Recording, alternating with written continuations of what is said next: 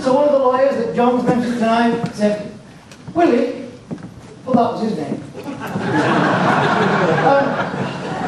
Do you think it would be necessary to throw fuss and article at them? I thought we were talking about sauce. Willie said, oh my goodness me, Jane, not at all. Gosh, you don't need to go that far. He said, no. I'll phone Peter. Peter was the opposite barrister, you see. Hello, Peter. Yes, Willie here. I've got Mr. Scargill, Mr. McGarkey, Mr. Heathrow with me. Yes, yeah, it is a fine day, yes. Look, we're going to court at 2 o'clock, but I think we can resolve this over the phone. Mr. Scargill's given us an undertaking, not move the money. Well, we didn't need it, actually, we knew how to get around it. So it wasn't a problem for us. So he said, that's acceptable. He said, oh, good, Sheriff, splendid, absolutely splendid. He said, yes. Fine, so we'll see you in court. Agreed, right. He said, there you are, you see. No problem, not at all. He goes round to the court. We're all sat there.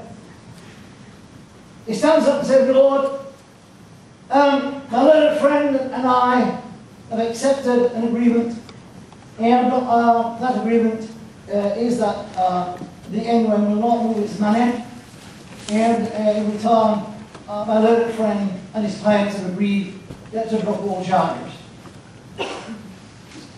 So their barrister stood up and said, my lord, that's absolutely right. And at the back of the court, in the gallery, like you lot standing on there, there's a bloke stands up and said, my lord, I have no right to be in this court. I have no right of audience, but pray, may I be heard? The judge said, do you realise you have no right of audience in this court? Please continue. He said, I am the barrister for the sequestrated. He popped up out of nowhere. It was his case. A few brief points, he said. He spoke for 3 hours. We found ourselves in receivership. And we were in receivership, as John Henry has said, from November the 30th, 1984, until July 1986.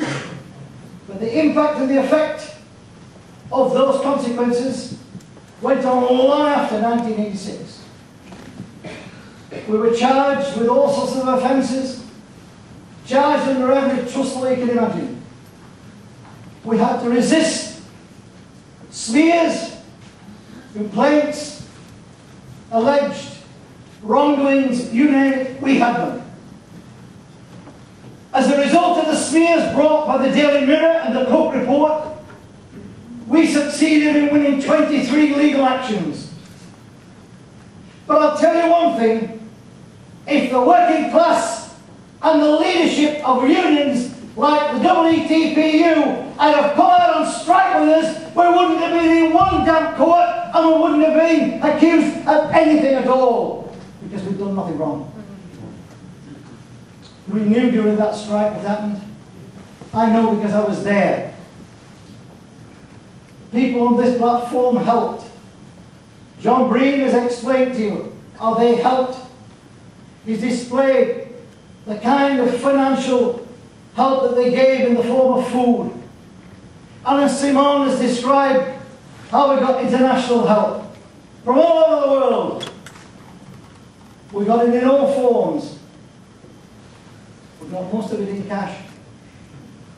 I was told in a court, didn't I realise that the money that was being given to sustain the union should have been handed over to the sequestrators of the receiver?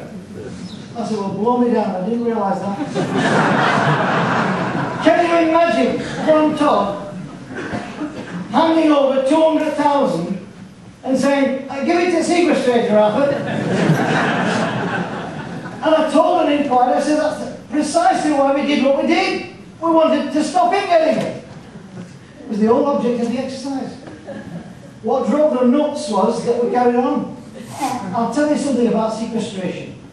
Because people in the trade union and labour movement, yes, and even John, with respect, even in the legal profession, are scared stiff of sequestration and receivership.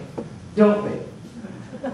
The worst they can do to you is to take your house, they can take your car, they can take what money you've got, but I'll tell you what they can't do.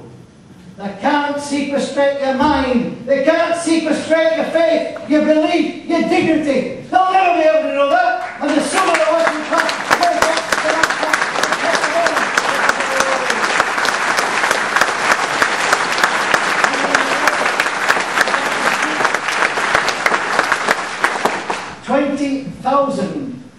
20,000 miners were injured. Many of them very seriously injured.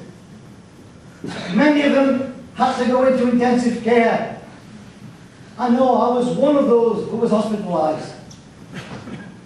13,000 were arrested. Yes, including me. Because I happen to believe, as a trade union leader, you lead from the front, not from the back. We also had 11 dead. 11 people died. On the 15th of March, 1984, a young miner, demonstrating his democratic right to picket outside a pit in Allerton in Nottingham, was killed. It has been suggested that he was hit by a brick thrown by an unnamed assailant. Someone who recently threw a bag of flour down in Cornwall was located by the police in a day and a half. But to this day, nobody has been able to locate who killed David Jones.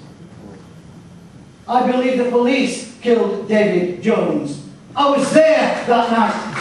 And in my view, had they been allowed to picket without interference, there would have been nobody injured or killed. It was because the democratic right, earned in years of struggle by the British working class, were being challenged by the state, that miners and their supporters found themselves in direct conflict.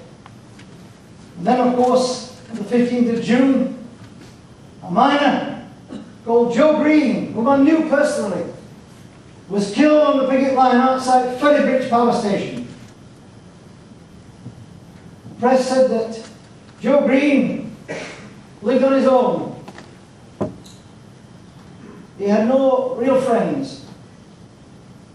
And he was on the picket line probably for longer than others had been. 12,000 people attended Joe's funeral. They were his friends. I was his friend. The whole movement who care about our fellow citizens were Joe Green's friends. We should never forget that they belong in the hall of martyrs who paid the ultimate sacrifice.